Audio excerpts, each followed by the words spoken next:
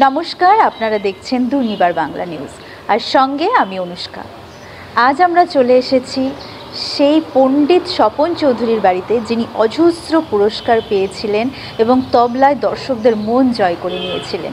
চলুন দেরি না করে সরাসরি ওনার সঙ্গে আমরা কথা বলবো, আর কিভাবে আমরা ওনার কাছে পৌঁছলাম, ওনার বাড়িতে ঢুকলাম, পুরোটাই আমাদের সঙ্গে থাকুন, দেখতে পারবেন।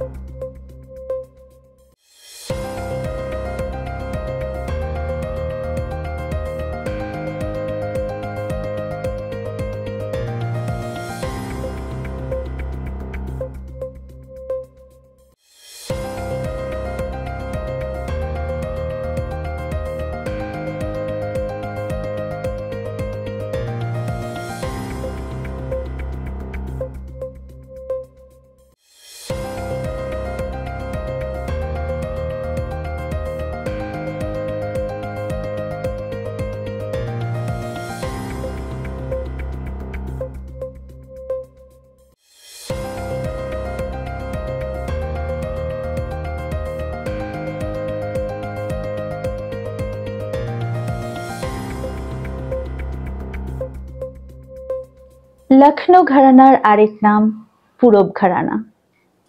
ওয়াজেদ আলী শাহের কথা মনে পড়ে যায়। পুরনো সনাতন এক ভারতবর্ষ, ঘর ছোড়কে চলে লখনৌ নগরী। লখনৌ ঘরানার প্রবাদ প্রতিম আচার্য সন্তোষ কৃষ্ণ বিশ্বাসের কাছে 5 বছর বয়স থেকেই তার তালিম শুরু। সেখান থেকেই পথ চলা। বাবা ভরত, মা মীরা, একেবারে সঙ্গীত মুখর, সঙ্গীত সাধনায় রত একটি পরিবার। সেখান থেকেই তার খ্যাতি, দক্ষতা, আরো অনেক কিছু শিখরে। হ্যাঁ, আজ আমরা যার কথা বলছি তিনি আর কেউ নন, পণ্ডিত স্বপন চৌধুরী। দেশে বিদেশে অজস্র পুরস্কার, তবে আসল পুরস্কার তো শ্রোতাদের মনে, তাই না? কিন্তু তা সীমাহীন। নমস্কার, আপনারা দেখছেন দুর্নিবার বাংলা নিউজ, সঙ্গে আমি অনুষ্কা। আমাদের অনুষ্ঠানে পণ্ডিত স্বপন চৌধুরীর ছোটবেলার কথা, তার সঙ্গীত জার্নির কথা, প্রত্যেকটাই কিন্তু আমরা সাক্ষী হয়ে থাকব। আর ওনাকে আমাদের অনুষ্ঠানে এখন স্বাগত জানাচ্ছি। নমস্কার দাদা। নমস্কার। আমাদের অনুষ্ঠানে আপনাকে স্বাগত। নমস্কার। সবার আগেই জানবো আপনি কেমন আছেন? এখনো পর্যন্ত ভালোই আছি মনে হচ্ছে। ভালো থাকাটাই কাম্য। আর আজকে সত্যি আমাদের অনেক সৌভাগ্য যে দুর্নিবার বাংলার পরিবারে আপনি যে এতটা মূল্যবান সময় দিয়েছেন আপনার, তার জন্য অনেক অনেক সৌভাগ্য আমরা। তো স্যার, প্রথমেই আমরা জানবো যে যেহেতু দর্শকদের মনেও একটা আগ্রহ যে এরকম একজন মানুষ, তার ছোটবেলাটা কেমন কেটেছে, তার পড়াশুনো পাঠ কোথায় হয়েছে, সেটা যদি একটু শেয়ার করেন। আমার ছোটবেলা এই কলকাতা শহরে, এই যে বাড়িতে আমি বসে আছি, এই বাড়িতেই ছোটবেলা। তখন অবশ্য বাড়িটা অন্যরকম ছিল, এখন বাড়িটা বদলে গেছে, কিন্তু এই বাড়িতেই আমার জন্ম, আমার কর্ম, আমার পড়াশুনো, খেলাধুলা যা কিছু হয়েছে এই বাড়িতেই হয়েছে। তবলার শেখা, গান শেখা, সব এই বাড়িতেই। এবার আমরা আসি যেহেতু আপনি বললেন যে তবলা গান এবং ছোটবেলার পুরো স্মৃতিটাই এই বাড়িতে আপনার কেটেছে, তো সেখানে দাঁড়িয়ে তবলা আরো তো অনেক কিছু ছিল, যেমন আপনি বললেন গান, তবলা, তো সেই তবলার প্রতি আপনার যে ভালোবাসাটা, এটা কি করে জন্মালো ছোটবেলা থেকেই? তবলাটা হচ্ছে কি, আমাদের বাড়িতে আমার মা খুব বিখ্যাত গায়িকা ছিলেন সেই যুগে। অবশ্য সেটা ছিল মায়ের বিয়ের আগে। বিয়ে হয়ে যাবার পর যখন এই ফ্যামিলিতে তিনি এলেন, আমাদের ফ্যামিলি একটু যা হয় কনজারভেটিভ ফ্যামিলি, বেঙ্গলি ফ্যামিলি। তো সেখানে গান বাজনাটা মানে তুমি করতে চাও গান বাজনা, ঠিক আছে, বাড়ির ভেতরে করো, বাইরে না। যেটা হয়, যেটা এখনো হয়তো কোথাও কোথাও আমরা দেখতে পাই। হ্যাঁ, তো সেইটাতে আমার মা আটকে গেলেন। কিন্তু আমাদের বাড়িতে গান বাজনার চর্চাটা ছিল। আমার বাবা খুব গান বাজনা ভালোবাসতেন, বা আমার কাকা বা অন্যান্য জ্যাঠামশাই এরা সবাই, কারণ আমাদের বিরাট পরিবার, তখন তো সব জয়েন্ট ফ্যামিলি। তো গান বাজনাটা ওই হিসেবেই শুরু হয়। তারপরে আমার শুরু যেটা হয় গান দিয়ে। হ্যাঁ, এই গান থেকে একটা ইন্টারেস্টিং কথা, যেটা আমরা আপনার অনেক সাক্ষাৎকারেও দেখেছি, জানতে পেরেছি, আবার জানবো আপনার থেকে। ছোটবেলায় ডক্টর আপনাকে বারণ করেছিল গান গাইতে না, তো এই প্রসঙ্গে যদি একটু আমাদেরকে বলেন। না, আমি গান গিয়েছি টিল কত বলবো, আমার তখন 16-17 বছর বয়স। আচ্ছা। কিন্তু তারপরে আমার একটা টনসিলের প্রবলেম হয়, টনসিলাইটিস যেটা। তো তখন ডাক্তার বললো যে এখন গান গাওয়া অসুবিধা, গান আমি গাইতে পারবো না, মানে গলাটা ঠিক থাকবে না। তো তখন আমার পুরো নজরটা গিয়ে পড়লো তবলার উপরে। তবলার তো আমার বরাবরই ছিল, 5 বছর থেকেই কাজ শুরু করেছি। কিন্তু সেই সময় আমার প্রথম দিকটা ডিভাইড ছিল, মানে গানও গাইতাম আবার তবলাও যেত। তো পরবর্তীকালে আপনার কখনো মনে হয়নি যে আমি যদি পাশাপাশি দুটো জিনিসই এগিয়ে চলতো, মানে গান প্লাস তবলা, তাহলে তো আজকে আপনি মানে কোন দিকটা বেছে নিতেন, তবলার দিকটা না গানের দিকটা? সেটা বলা মুশকিল ভাই, এটা তো আমার ডেস্টিনি আমাকে যেদিকে টেনে নিয়ে চলে গেছে। মিউজিক অ্যাজ এ হোল, আমি যেটা মনে করি, যেটা মিউজিকটা, সঙ্গীতটা এমনই একটা জিনিস, সে গানই হোক কি যন্ত্রই হোক কি নাচই হোক, সব এক। একদম। দেখতে হবে যে কার কোন দিকে ন্যাকটা আছে, বা তার শরীর পারমিট করছে কিনা। অনেকে নাচে ট্যালেন্ট আছে কিন্তু শরীর পারমিট করে না, সেরকম গানেও তাই, তবলাতেও তাই। আপনার কথা থেকেই বলছি, আপনি বললেন যে 5 বছর বয়স থেকেই আপনার তালিম শুরু। আপনার যিনি গুরু আচার্য সন্তোষ কৃষ্ণ বিশ্বাস, ওনার সম্পর্কে যদি একটু বলেন, মানে উনি আপনাকে কিভাবে ছোটবেলা থেকে তৈরি করেছেন, তালিম দিয়েছেন, কতটা বকুনি খেয়েছেন, সেই সব যদি একটু শেয়ার করেন। অ্যাকচুয়ালি আমার গুরুদেব ছিলেন আমার বাবার এক বিশিষ্ট বন্ধু, মানে বেস্ট ফ্রেন্ড যেরকম বলে না, সেরকম। কারণ তখনকার দিনে মানে ক্লাব থাকতো, অর্থাৎ মিউজিক ক্লাব, ড্রামা ক্লাব, কি নাচের ক্লাব, লেখকদের তাদের একটা ক্লাব, মানে অফিস থেকে ফিরে এসে সবাই ওই ক্লাবে জয়েন করে যে যার মতো গান বাজনা করছে, কেউ লিটারেচার নিয়ে মানে ভাবছে বা চিন্তা করছে, এইসব তখনকার দিনে হতো। সেই ক্লাব থেকে আমার বাবার সঙ্গে আমার গুরুদেবের আলাপ হয়, এবং তারপরে উনি আমার এই বাড়িতে আসতে আরম্ভ করেন। এবং আমার মায়ের সঙ্গে, মানে এটার আমি বলছি আমার বাবার বিয়ের আগের কথা। তারপরে যখন বিয়ে থা হয়, তখন উনি এখানে এসে আমার মায়ের সঙ্গে বা এখানে, সেই হিসেবেই মানে গান বাজনার পরিবেশটা বাড়িতে ছিল, মানে সেটাই আপনার একদম ছোটবেলা থেকে আপনার মধ্যে ইনবিল্ট। স্যার, আরো জানবো যে আপনি যেহেতু লখনৌ ঘরানার, এই লখনৌ ঘরানার জার্নিটা আপনার জীবনে শুরু হলো কি করে, সেটা যদি একটু শেয়ার করেন। লখনৌ ঘরানার যে ব্যাপারটা, সেটা হলো কি, আমার ওই যে বলছি আমার গুরুদেব যিনি ছিলেন, তিনি তো আমার যখন 5 বছর বয়স, তখনই এসে উনি আমাকে নাড়া বাঁধেন, যেটা আমাদের বলে না যে দীক্ষা গুরু, সেই হিসেবে করে তারপরে আমাদের সব শুরু হলো, আহ, গান বাজনা শুরু হলো। উনি আমাকে শেখাতে আরম্ভ করলেন, সেখান থেকেই সেখান আপনার থেকে আমার এটা। আর যেহেতু উনি লখনৌ ঘরেই ছিলেন, অবভিয়াসলি আমাকেও ওই ঘরেই থাকতে হলো আর কি। হুম হুম হুম। আচ্ছা, এই মুহূর্তে মানে যেহেতু লখনৌ ঘরানা নিয়ে কথা হচ্ছে, তো লখনৌ ঘরানার গুরুত্বপূর্ণ কারা কারা আছেন সেটা যদি একটু বলেন আমাদেরকে। লখনৌ ঘরে না অনেকে আছেন এখন। লখনৌ ঘরটা হয়েছে কি, লখনৌ ঘরটা একদম ছড়িয়ে গিয়েছিল, চতুর্দিকে ছড়িয়ে গেছে। হুম এখন যদি দেখা যায়, লখনৌ ঘর দিল্লিতে আছে, লখনৌ ঘর বেনারসে আছে, লখনৌ ঘর কলকাতাতে আছেই। এছাড়া মানে ভারতবর্ষের বহু বিভিন্ন প্রান্তে জায়গায়। লখনৌ ঘরের ছড়িয়ে প্রচলন আছে। কিন্তু ঘরানা মানে ঘরানার যে হেড অফ দ্য ফ্যামিলি যাকে বলে না, তিনি হচ্ছেন, তার নাম হচ্ছে খলিফা ইলমাস হোসেন খাঁ। যদিও তিনি আমার থেকে বয়সে অনেক ছোট, কিন্তু তিনি হচ্ছেন হেড এই লখনৌ ঘরানার।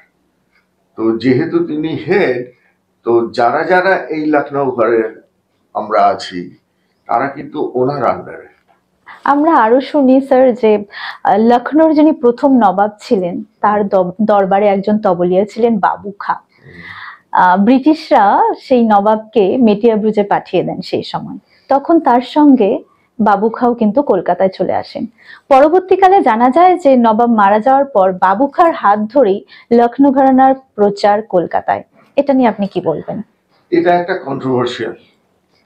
তার কারণ হচ্ছে বাবু খাঁ সাহেব যিনি ছিলেন, তিনি তখন যে লাস্ট এম্পায়ার যিনি ছিলেন, এম্পায়ার যে ওয়াজিদ আলী শাহ, ওয়াজিদ আলী শাহ যখন এখানে চলে আসেন, তখন উনি ওনার সঙ্গে অনেক মিউজিশিয়ান বা লেখক বা ড্রামা যারা করে এদের সবাইকে নিয়ে কলকাতাতে খিদিরপুরে চলে আসেন।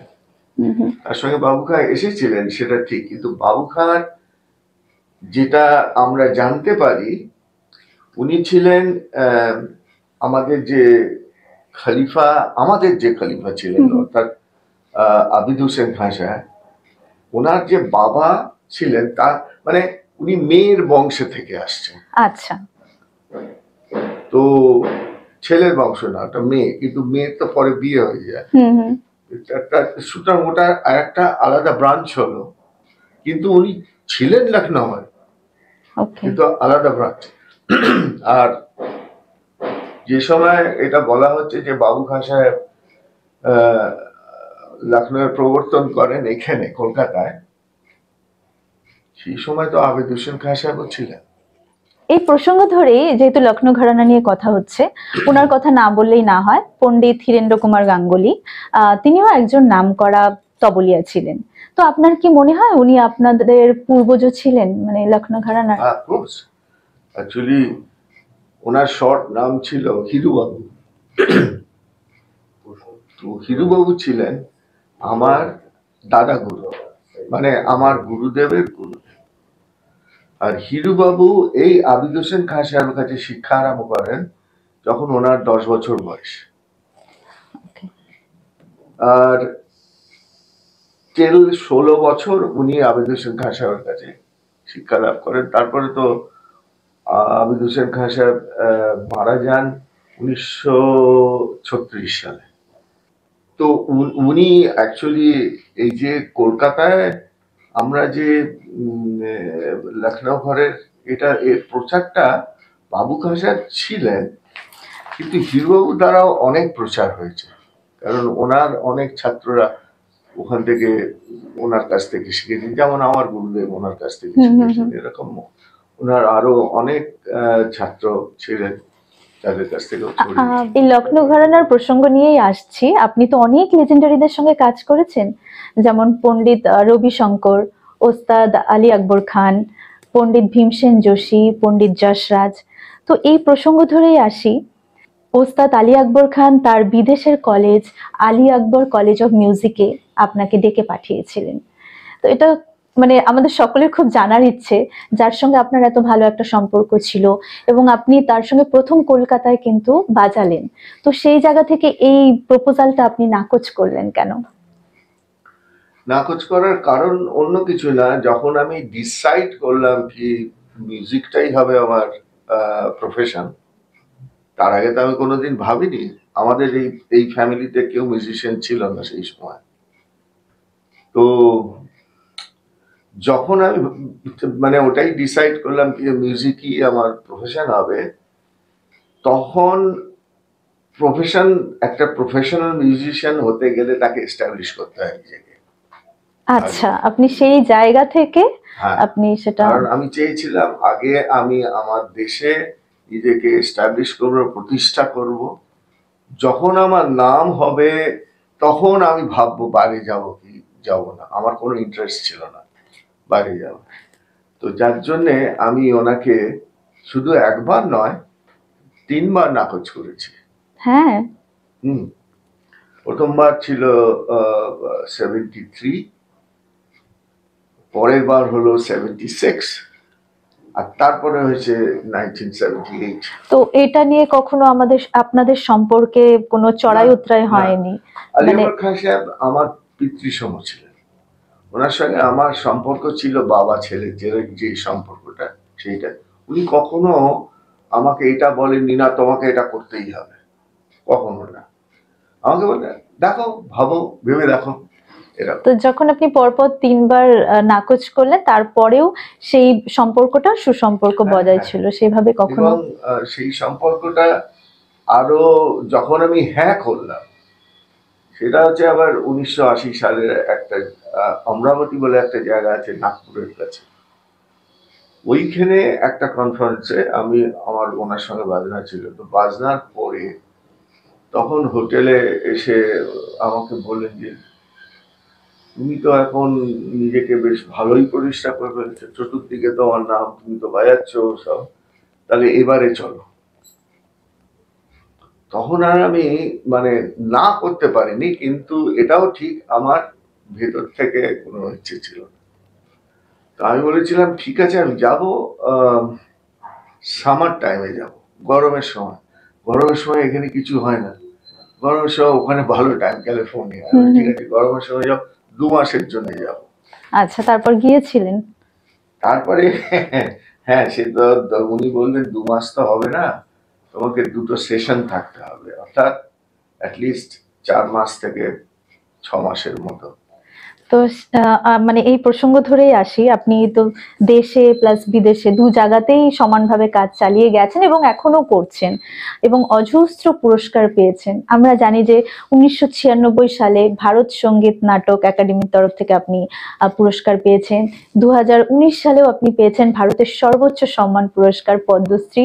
2023 সালে পেয়েছেন ভারতীয় সঙ্গীত নাটক ফেলোশিপ একাডেমি অ্যাওয়ার্ড। তো এই যে এত পুরস্কার, এত সম্মান, তার পাশাপাশি গ্র্যামি অ্যাওয়ার্ডের জন্য নমিনেশনে গিয়েছিল আপনার নাম। তো সেখান থেকে আপনি কতটা সন্তুষ্ট, বা আপনার অভিব্যক্তিটা কি? আপনি কি এইগুলো মানে এত সম্মান পাওয়ার পরেও আপনার মনে হয়নি যে কোথাও যেন আর একটু বাকি আছে? তো এই অভিব্যক্তিটা যদি একটু শেয়ার করেন আমাদের সাথে। আসলে এই যে পুরস্কার ব্যাপারটা না, আমার তো মনে হয় কি কি পুরস্কার হলে কি আমার একটা স্ট্যাম্প লাগবে? আমার কি কথাবার্তা, চলন বা বলা বা খাওয়া দাওয়া বা বন্ধুদের সঙ্গে আড্ডা মারে, এগুলো কি বদলাবে? একদম। আমার চরিত্রটা কি বদলাবে? তা তো নয়। তো পুরস্কার হলে ওই মনে হয় হ্যাঁ ঠিক আছে ঠিক আছে, ওটা এমন কিছু না। আসল ব্যাপারটা যেটা হচ্ছে, যেটা আমরা প্রায় ভুলে যাই, যে আমি নিজেকে প্রতিষ্ঠা করছি, একটা জায়গায় এনেছি, সেইটা যাতে পড়ে না যায়, সেটাকে ধরে রাখতে হবে, বা তার উপরে যেতে হবে, তার নিচে না। তাহলে কিন্তু ওই পুরস্কার কোনো মূল্য থাকবে না তার। তো আমার মতে মিউজিশিয়ান বলুন বা যারা এই ফাইন আর্টসে আছে, তাদের পুরস্কারটা হচ্ছে যতদিন শ্রোতারা তাদের অ্যাকসেপ্ট করছেন, তাদের ভালো বলছেন, সেটাই কিন্তু সব থেকে বড় পুরস্কার। হ্যাঁ, এটা একটা ওই স্ট্যাম্প মারার মতো, যে আমার গ্রাজুয়েশন হয়েছে, আমি একটা সার্টিফিকেট পেয়েছি। তো এই পুরস্কার হচ্ছে তাই, কিন্তু আসল পুরস্কারটা হচ্ছে শ্রোতাদের কাছ থেকে আসে। এটাই হচ্ছে সব থেকে বড় স্যাটিসফ্যাকশন। আপনার এই কথার মধ্যে থেকে একটা ছোট কথা ধরেই আমি জিজ্ঞেস করছি। আপনি বললেন যে পুরস্কারটা তো একটা স্ট্যাম্প মাত্র, যেটা আমাদের ক্যারেক্টারকে ডিফাইন করে না। আসল শ্রোতারাই আমাদের পুরস্কার। তো এখনকার জেনারেশনের কাছে কিন্তু এটা ঠিক উল্টো, মানে তারা কোথাও একটা পুরস্কার পেলো সেটাতেই নিজেদেরকে অনেক কিছু ভাবতে শুরু করে, হয়তো সেই জায়গাটা থেকে তাদের কাছে সেই পরিমাণ ট্যালেন্টটা নেই, কিন্তু কোথাও গিয়ে দেখা গেছে যে তারা এই তবলা, হারমোনিয়াম এই সবগুলোকে ব্যাকডেটেড ভেবে তারা কিন্তু পিছনে রেখে টেকনিক্যাল দিকটাকে বেশি ফোকাস করছে। তো এই ব্যাপারে আপনি কি বলবেন, মানে কি মনোভাব আপনার এটা নিয়ে? এটা হচ্ছে একটা এক এক সময় এক একটা যুগে এক এক রকমের হাওয়া আসে, তাই তো।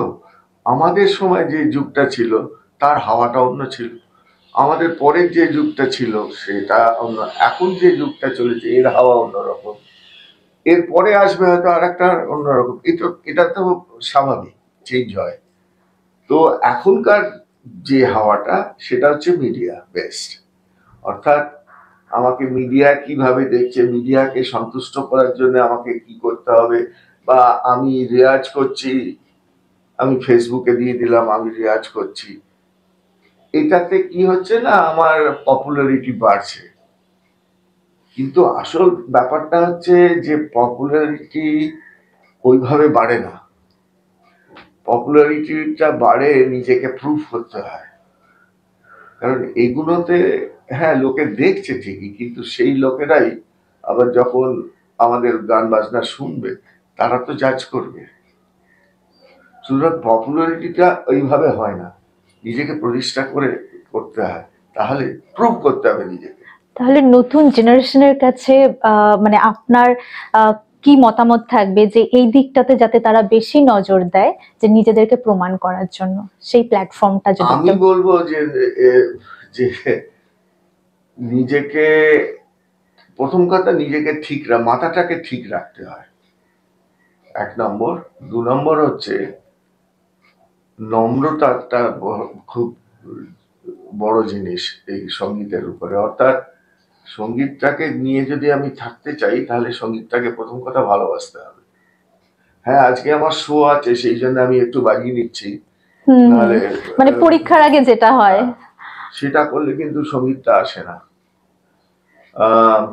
দ্বিতীয় কথা হচ্ছে যে এই মিডিয়া হ্যান ত্যান এইসব ছেড়ে রেওয়াজে মন দেওয়া উচিত, এবং শিক্ষাটা খুব জরুরি, মানে ভেতর থেকে আসা দরকার। সেটা একে তো ভালোবাসা, দ্বিতীয়ত তখনই আসে যখন তার সেই শিক্ষাটা হয়।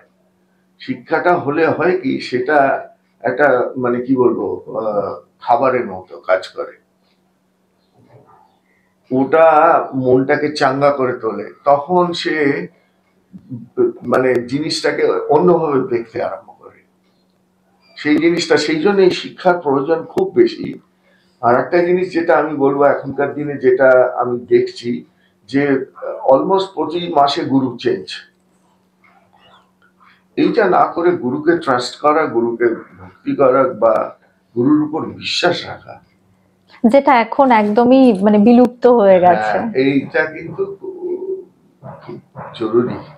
শিক্ষা প্রসঙ্গে আরো কিছু কয়েকটি প্রশ্ন আপনার কাছে রাখবো। তা হচ্ছে আমাদের এখানে কি হয়, যেটা বিদেশে আমরা দেখেছি, মিউজিককে আলাদাভাবে কোনো সাবজেক্ট করেনি, সব সাবজেক্টের পাশাপাশি মিউজিকও একটা কিন্তু সাবজেক্ট। যেহেতু আপনি বিদেশে থাকেন আপনি জানবেন, আমাদের ভারতবর্ষে এখনো কিন্তু সেইভাবে অন্যান্য সাবজেক্টের মতন মিউজিককে সাবজেক্ট করেনি, একটা স্পেশাল সাবজেক্ট হিসেবে রেখেছে যে বাচ্চারা বা যারাই আসবে হয় আর্টস নেবে, হয় সায়েন্স, নয়তো সঙ্গীত, এরকম নয় কি compulsory.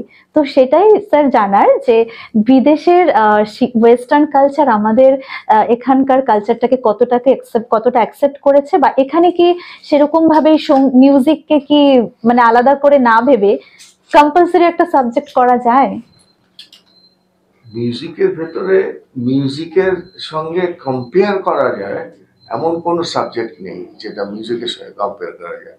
It is so vast, যার জন্য ওদের দেশে মিউজিক আলাদা একটা কম্পালসারি সাবজেক্ট হয়, যারা ওদের দেশে ওরা মিউজিককে মেজার করে, যেমন আমরা এখানে অনার্স নিই, সেরকম ওখানেও করে।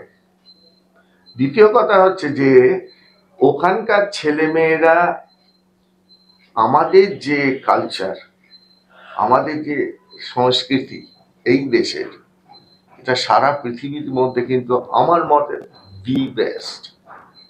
এর ধারে কাছে কোনো কালচার নেই, আমি ওপেনলি বলছি। যার জন্যে আজকে সারা পৃথিবীর লোকেরা এই যে ইন্ডিয়ান কালচারের উপর ঝুঁকে পড়েছে, ভাই তার মানে এর ভেতরে একটা আছে আমাদের যোগা হলো বা আমাদের স্পিরিচুয়াল সাইড, আমাদের মিউজিক সাইড, আমাদের নাটকের সাইড, আমাদের ফিল্ম ইন্ডাস্ট্রি, যে কোনো জায়গার সাবজেক্টকে যদি ধরা হয় তাহলে দেখা যাবে যে ওদের দেশের ছেলেমেয়েরা কিন্তু আমাদের এই কালচারটাকে ধরে রাখার চেষ্টা করছে। যেমন সংস্কৃত, সংস্কৃত এখন শিখে তারা বেদ পাঠ করা শিখছে। আমাদের এখানে কটা ছেলে মেয়ে এই জেনারেশনে যাচ্ছে, এবং আমরা ফেসবুক খুললে বা মিডিয়া খুললে দেখতে পাই যে বিদেশি কালচারে কিন্তু আমাদের এই হরে কৃষ্ণ যে নাম গান সেটা কিন্তু ওদের মুখে মুখে একদম ছড়িয়ে গেছে। হরে কৃষ্ণ না, ওখানে ওরা এমন এমন সব বার করেছে নানা ধরনের কৃষ্ণ, যেটা আমরা জানি না। ওরা এত পড়াশোনা করেছে এই সাবজেক্টের উপরে। তো যেখানে সমস্ত ছেলেমেয়েরা এরকম ঝুঁকে পড়েছে, যেখান থেকে ওদের দেশে গভর্নমেন্ট ওদের হেল্প করছে যে তোমরা যদি শিখতে চাও, আচ্ছা আমরা তোমাদের স্কলারশিপ দিচ্ছি, তোমরা যাও গিয়ে শেখো। হাজারটা চ্যানেল আছে ওখানে মিউজিকের উপরে। আমাদের দেশে কটা এত এত টেলিভিশনে তো দেখছেন এতগুলো চ্যানেল, এখন কটা চ্যানেল আছে? একটা চ্যানেল আমায় দেখান যেখানে 24 আওয়ার্স ক্লাসিক্যাল মিউজিক হচ্ছে, একটা চ্যানেল দেখান, আমি মেনে নেবো। এইটাকে পরিবর্তন করার জন্য আমাদের ভারতবর্ষে তথা ওয়েস্ট বেঙ্গলে নতুন ভাবে কিভাবে প্রচার করা যায় বা তাদেরকে আগ্রহী প্রকাশ করা যায়, এই প্রসঙ্গে একটু যদি বলেন। এটা তো সরকারের উচিত, সরকার এগুলোকে দেখা উচিত। শুধু ওয়েস্ট বেঙ্গল বললে, আমি তো বলবো ওয়েস্ট বেঙ্গলে তবু কিছু কাজ হচ্ছে, কিন্তু এই সংস্কৃতির দিক থেকে আমি দুটো স্টেটকে দেখলাম এই বছরে যারা সত্যি ভালো কাজ করছে। এই যে ইয়াং জেনারেশনের ছেলে মেয়েদের তাদেরকে একটা স্টেজ দেওয়া, অর্থাৎ তারা ভালো গান বাজনা করছে তাদের আনা, এটা কিন্তু ওয়েস্ট বেঙ্গল করেছে। আর একটা স্টেট করেছে, সেটা হচ্ছে মধ্যপ্রদেশ গভর্নমেন্ট। এই দুটো স্টেট ছাড়া যে কোনো স্টেটে আপনি যান, জিরো। রাজ্য সরকার সম্প্রতি ভারতীয় শাস্ত্রীয় সঙ্গীতকে একটি স্বীকৃতি দিয়েছেন, তো সেই জায়গা থেকে আপনি কি বলবেন? শুধু স্বীকৃতি দিলে হয় না, কাজ করে তো দেখাতে হবে আমায়। ভারত সরকার যদি স্বীকৃতি দিয়েই থাকেন, তাহলে এই যে এখন তো সবাই মিডিয়া বেসড, সবাই সিরিয়াল দেখছে, নয় টেলিভিশনে কোনো ফিল্ম দেখছে, এই করছে। তো তো 10টা চ্যানেল করে দেখান ক্লাসিক্যাল মিউজিকের উপরে, তাহলে আমি মেনে নেবো। স্যার, আপনার এই যে ধারাবাহিকতাটা, এটা আপনি আপনার উত্তরসূরি বা ছাত্রছাত্রীদের কাছে কিভাবে প্রচার করবেন বা কিভাবে দিয়ে যাচ্ছেন যাতে তারা সেটাকে এগিয়ে নিয়ে যায়? আমাদের কাজ হচ্ছে, আমাদের জেনারেশনের কাজ হচ্ছে ছেলে মেয়েদের বোঝানো আর তাদেরকে শেখানো। কিন্তু এটা তো ওই যে বললাম না, যুগ পাল্টে গেছে। আমাদের সময় যে যুগ ছিল, আমরা কিছু কত আমার বাবা মার অমতে আমরা কোনো কাজ করতে পারতাম না, সে ভয়টা ছিল, তাই না? এখনকার দিনে ছেলে মেয়েদের বেশি বললে ছেলে মেয়ে সোজা বাড়ি থেকে নয় চলে যাবে, আর নয়তো পুলিশে গিয়ে কমপ্লেন করবে। তো আমরা তাদের বোঝাতে পারি, তাদের শেখাতে পারি, তাদের বলতে পারি ভাই এটা করো তাহলে তোমাদের, কিন্তু সেটা নেওয়া বা না নেওয়া সেটা তাদের উপরে ডিসিশন। অনেক অনেক ধন্যবাদ আমাদেরকে এতটা সময় দেওয়ার জন্য আপনার। আমাদের অনুষ্ঠান আমরা শেষ করব। আমরা এতক্ষণ কথা বলছিলাম পণ্ডিত স্বপন চৌধুরীর সঙ্গে। ওনার কথাবার্তায় বারবারই কিন্তু ফুটে উঠছিল ভারতের প্রতি তার অগাধ ভালোবাসা। এবং তিনি শুধু তাই নয়, এই আড্ডায় কিন্তু আজকে নতুন প্রজন্মকে উৎসাহিত করেছেন এবং তারা কিভাবে তাদের লক্ষ্যে এগিয়ে যাবেন সেই ব্যাপারেও কিন্তু বলেছেন এবং তার ছোটবেলার স্মৃতিচারণ করেছেন আমাদের সাথে, যা কিন্তু সত্যি অভাবনীয়। সঙ্গে থাকবেন, সাথে থাকবেন, দেখছেন দুর্নিবার বাংলা নিউজ। আমি অনুষ্কা।